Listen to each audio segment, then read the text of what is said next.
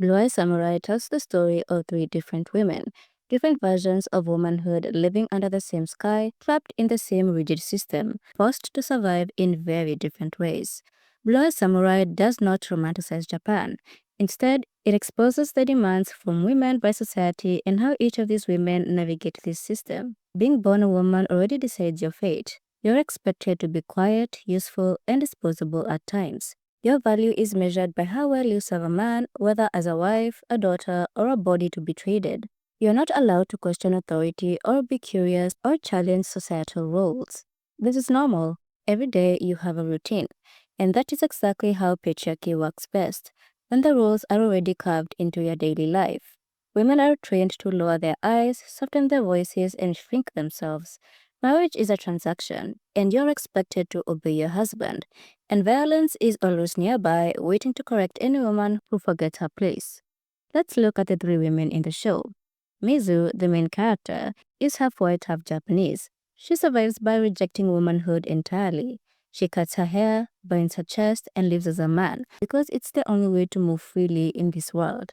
Her blue eyes already mark her as an outsider, but being a woman would have made survival impossible. By becoming a man in the eyes of society, Mizu gains autonomy. She can travel, fight, earn money, and exist without immediate ownership by another person. But this freedom comes at a cost. She must erase herself and her right to be seen as she truly is. Mizu's origin story is rooted in shame. She was a dirty secret, and women who followed said accepted norms, mixed-race women, unwed mothers, women tied to scandal, are erased. Then there's Akemi, the woman who learned to play the game. Akemi studies the system. She's not a fighter.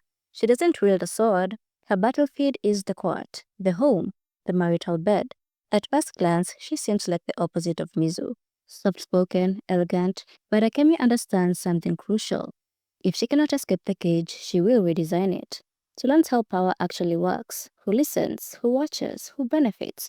She learns when to speak and when silence is more powerful. Her weapon is awareness. Her survival strategy is control. Akemi represents the women who survive not by breaking the system, but by mastering it. She shows how intelligence becomes a form of rebellion when physical strength is denied to you. And yet, even her power is fragile. One wrong move, one loss of favor, and everything can be taken away. The show never lets us forget that her safety is conditional to how men exercise their control. Then there's Madam Kaji, the illusion of female authority.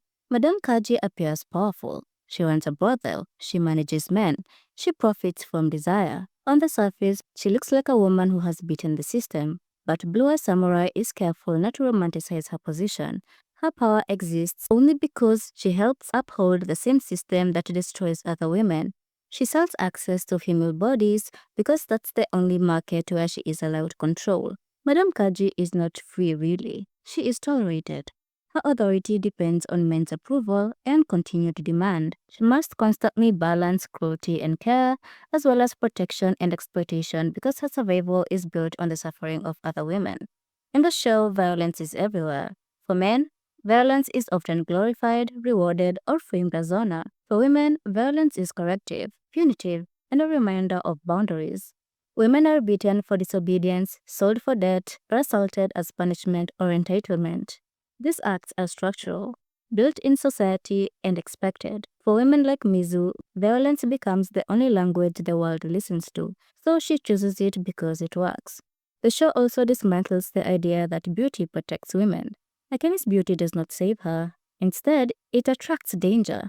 It turns her into a prize, an object to be claimed. Her body becomes a political asset. Beauty is leverage used against you. It raises your value while lowering your agency. Ugly women are ignored. Beautiful women are hunted.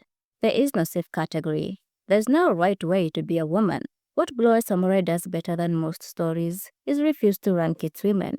It doesn't say Mizu is better than Akemi or Akemi is smarter than Madam Kaji. It shows that every woman is responding to the same cruel structure with different tools.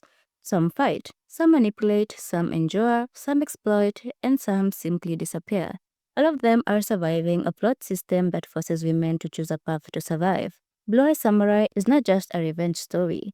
It is a study of womanhood and realizing survival requires so much sacrifice. And in that reflection, if you are born into that world, who would you become to stay alive?